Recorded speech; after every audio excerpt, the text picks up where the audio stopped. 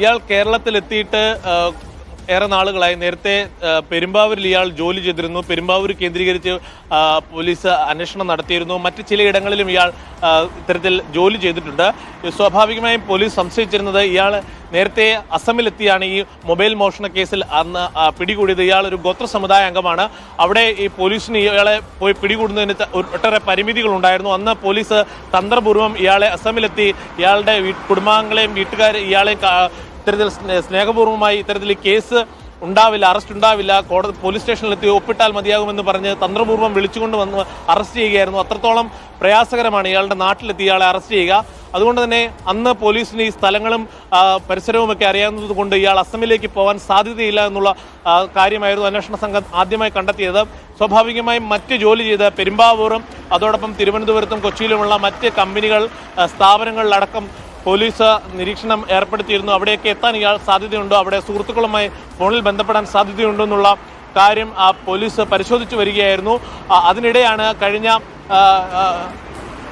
ഏതാനും മണിക്കൂറുകൾക്ക് മുമ്പ് ഇയാൾ തൃശ്ശൂരിൽ നിന്നും ഇപ്പോൾ അറസ്റ്റിലായിരിക്കുന്നത്. എന്തായാലും 6 മാസം മുമ്പാണ് ഇയാൾ കോട്ടയത്തെത്തി ഇവിടെ ജോലിക്ക് കയറിയത്.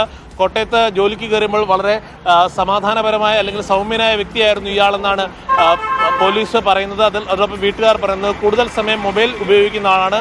ഞാൻ നേരത്തെ സൂചിപ്പിച്ചതുപോലെ മൊബൈലിൽ നല്ല വൈദഗ്ധ്യമുള്ള ആളാണ്. മൊബൈൽ ഫോൺ ഉപയോഗിച്ച് ഹാക്കിങ് അതോടൊപ്പം പണം തട്ടിപ്പടക്കമുള്ള കാര്യങ്ങളിൽ ഇയാൾക്ക് പ്രത്യേക വൈദഗ്ധ്യമുണ്ട്.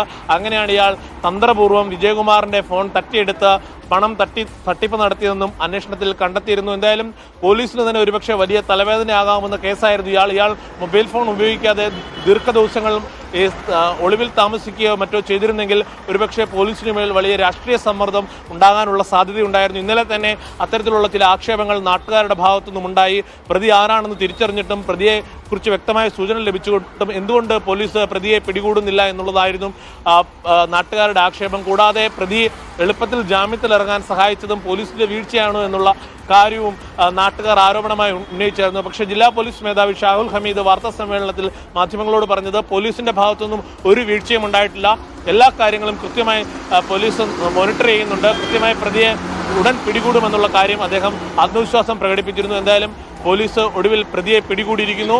പ്രതിയെ അല്പസമയത്തിനകം കോട്ടയത്തെത്തിക്കും, മറ്റ് നടപടിക്രമങ്ങളിലേക്ക് കടക്കും. ഈ കൊലപാതകം നടന്ന വീട്ടിലെത്തി തെളിവെടുപ്പ് നടത്തും. അതിനുള്ള എല്ലാ സജ്ജീകരണങ്ങളും പോലീസ് ഒരുക്കിയിട്ടുണ്ട്. ഇപ്പോഴും ഈ കൊല നടന്ന തിരുവാതിക്കലെ വീട് പോലീസിന്റെ ബന്ധവസ്ഥയിലാണ്. പോലീസ് അവിടെ ആർക്കും കയറാൻ അനുമതി നൽകിയിട്ടില്ല. ഇനി കേസുമായി ബന്ധപ്പെട്ടിട്ടുള്ള എല്ലാ നടപടിക്രമങ്ങളും പൂർത്തിയായ ശേഷം മാത്രമേ പുറത്തുനിന്ന് ആളുകൾക്ക് വീട്ടിലേക്ക് കയറാൻ സാധിക്കുകയുള്ളൂ. ഏക മകൾ വിദേശത്ത് സയന്റിസ്റ്റായിട്ട് ജോലി ചെയ്യുകയാണ്. അവർ നാട്ടിലെത്തിയ ശേഷം മാത്രമായിരിക്കും വിജയകുമാറിൻ്റെയും വീരയുടെയും സംസ്കാര കാര്യം തീരുമാനിക്കുക. എന്തായാലും ബന്ധുക്കളുടെ അടക്കം പ്രതികരണങ്ങൾ നമുക്ക് തേടേണ്ടതുണ്ട്. ഒടുവിൽ പ്രതി അറസ്റ്റിലായിരിക്കുന്നു. നാട്ടുകാർ ഇന്നലെ തന്നെ ഏറെ ആശങ്ക പ്രകടിപ്പിച്ചു. ഒരുപക്ഷെ പ്രതി കൂടുതൽ പുറത്ത് സമയം ചെലവഴിച്ചാൽ കൂടുതൽ കൊലപാതകം നടത്താനുള്ള സാധ്യത, അല്ലെങ്കിൽ ഇത്രയും ക്രൂരമായ കൊല നടത്തിയ പ്രതിക്ക് മറ്റു കുറ്റകൃത്യങ്ങൾ നടത്താൻ ഒരു ഭയവും കൂസലും ഉണ്ടാകില്ല എന്നുള്ള കാര്യമായിരുന്നു നാട്ടുകാർ പങ്കുവച്ചിരുന്നത്. പ്രത്യേകമായ സെക്യൂരിറ്റി സംവിധാനമുള്ള റിമോട്ട് സെൻസറിംഗ് ഗേറ്റുള്ള അതോടൊപ്പം 4 വശവും CCTV ക്യാമറകളുള്ള 6000 സ്ക്വയർ ഫീറ്റോളം വലിപ്പമുള്ള വലിയ വീട്ടിൽ കടന്നു കയറി അവിടെ നായയെ മയക്കിക്കിടത്തി കതക് തല്ലിപ്പൊളിച്ച് അകത്ത് കയറി ഗൃഹനാഥനെയും വീട്ടമ്മയെയും കൊലപ്പെടുത്തിയ പ്രതിക്ക് മറ്റു കൊലപാതക അല്ലെങ്കിൽ ജോസി, ഈ പറഞ്ഞതുപോലെ കൃത്യമായ ആസൂത്രണമുണ്ട് ഇതിന് പിന്നിലെന്ന് പോലീസ് പറയുന്നുണ്ട്. പക്ഷേ ജോസി ഇപ്പോൾ സൂചിപ്പിച്ചതുപോലെ തന്നെ വലിയ ആ ഒരു അദ്ദേഹത്തിന്റെ ആ വീടും പരിസരവും ഒക്കെ നോക്കുകയാണെങ്കിൽ കൃത്യമായ സുരക്ഷയൊക്കെ ഒരുക്കിയിട്ടുള്ളൊരു വീട് തന്നെയാണ്. കൃത്യമായ കാര്യങ്ങളൊക്കെ അവിടെ ഒരുക്കിയിട്ടുണ്ട്. ഈ പറയുന്നത് പോലെ ഇലക്ട്രിക് ഗേറ്റ്, അതുപോലെ തന്നെ CCTV ക്യാമറകൾ, അതുപോലെ പട്ടിയുണ്ട്. അങ്ങനെ എല്ലാവിധ ക്രമീകരണങ്ങളും ആ വീട്ടിലുണ്ടായിരുന്നു. അപ്പോൾ ഇതൊക്കെ ഭേദിച്ച് ഇങ്ങനെ ഒരു ഇരട്ടക്കൊല നടത്തണമെങ്കിൽ ആ സ്ഥലത്തെക്കുറിച്ചും ആ വീടിനെക്കുറിച്ചും ഒക്കെ ഇയാൾക്ക് കൃത്യമായ ധാരണയുണ്ടായിരുന്നു എന്നാണോ മനസ്സിലാക്കേണ്ടത്? അല്ലെങ്കിൽ ഈ പറയുന്നത് പോലെ ഈ കുറഞ്ഞ ദിവസത്തിനുള്ളിൽ തന്നെ അയാൾ കൃത്യമായി ഇതൊക്കെ നിരീക്ഷിച്ചിട്ടുണ്ട് എന്നാണോ മനസ്സിലാക്കേണ്ടത്?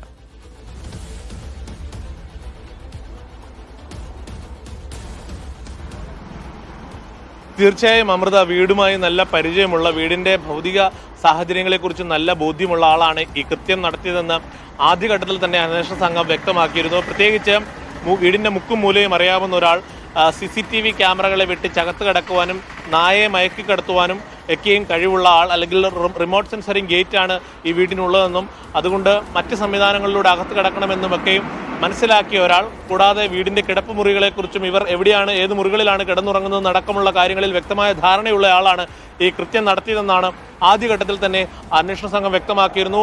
അതിനെ തുടർന്നാണ് മുൻപുണ്ടായ കേസും ഈ അമിത് തൊറാങ്ങിന് ഈ വീട്ടുകാരുമായുള്ള ശത്രുതയും പിന്നീട് പോലീസിന്റെ അന്വേഷണ പരിധിയിലേക്ക് വരുന്നത്. അപ്പോൾ തന്നെ പ്രതി ഇയാളാണെന്നുള്ള കാര്യത്തിൽ പോലീസ് ഒരു നിഗമനത്തിലെത്തി. തുടർന്ന് വിരലടയാളം തമ്മിലുള്ള പരിശോധനയിൽ മുമ്പ് നടത്തിയ മോഷണക്കേസിലെ വിരലടയാളവും കഴിഞ്ഞ ദിവസം കൊല നടത്താൻ ഉപയോഗിച്ച മഴുവിൽ നിന്ന് ലഭിച്ച വിരലടയാളവും ഒന്നാണ് എന്ന് പോലീസിന് വ്യക്തമായി. ഇതോടെയാണ് ഇയാൾ തന്നെയാണെന്ന് പോലീസ് സ്ഥിരീകരിച്ചത്. പിന്നീട് ഇയാൾ ഒളിവിൽ പോകാൻ സാധ്യതയുള്ള ഇടങ്ങളിലേക്ക് അന്വേഷണം വ്യാപിപ്പിച്ചു. സംസ്ഥാനത്തിന് പുറത്തേക്കും തൃശ്ശൂരിലേക്കും കൊച്ചിയിലേക്കും പെരുമ്പാവൂരിൽ ഇയാൾ ജോലി ചെയ്ത സ്ഥലത്തേക്കും അടക്കം ഈ അന്വേഷണം വ്യാപിപ്പിച്ചു. ഇയാൾ മൊബൈൽ ഫോൺ ഉപയോഗിക്കാത്തത് അന്വേഷണത്തിന് തിരിച്ചടിയായിരുന്നു. പക്ഷേ ഇയാളുടെ കൈവശമുണ്ടായിരുന്ന പല മൊബൈൽ ഫോണുകളിൽ ഏതെങ്കിലും ഒന്ന് ഓൺ ആകുമ്പോൾ ഇയാൾ കുടുങ്ങുമെന്ന് തന്നെയായിരുന്നു അന്വേഷണ സംഘം വ്യക്തമാക്കിയിരുന്നത്. ഇപ്പം ഏറ്റവും ഒടുവിൽ ഇയാൾക്ക് കുരുക്കായതും ഇത്തരത്തിലൊരു ഫോൺ കോളാണ്. ഇയാൾ സുഹൃത്തിനെ ഫോൺ ചെയ്യുകയും ആ ഫോൺ കോൾ വിവരങ്ങൾ കേന്ദ്രീകരിച്ച് പോലീസ് ടവർ ലൊക്കേഷൻ കേന്ദ്രീകരിച്ച് നടത്തിയ അന്വേഷണത്തിലാണ് ഇപ്പോൾ പ്രതി പിടിയിലായിരിക്കുന്നത്. പ്രതിയെ ഉടൻ തന്നെ കോട്ടയത്ത് എത്തിക്കും. അമൃത.